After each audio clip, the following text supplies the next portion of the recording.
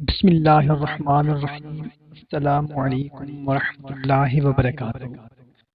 معزز خواتین و حضرات، امید ہے آپ تمام دوست احباب خیریت سے ہوں گے۔ محترم سامعین کرام، سب سے پہلے تو آپ تمام بہن بھائیوں کو ماہ شعبان المعظم کا چاند بہت بہت مبارک ہو۔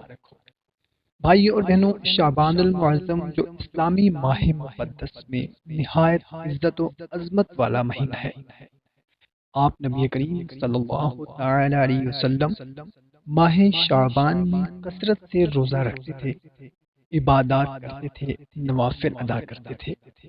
رمضان کے علاوہ اگر آپ نبی کریم صلی اللہ تعالی علیہ وسلم کو زیادہ عبادت کرتے ہوئے دیکھا گیا ہے تو وہ ماہ شعبان کا مقدس مہینہ ہے۔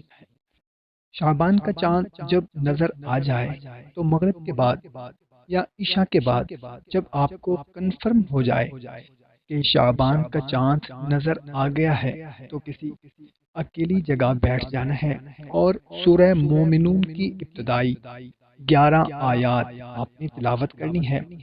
اول و آخر 11 بار درود پاک پڑھنا ہے۔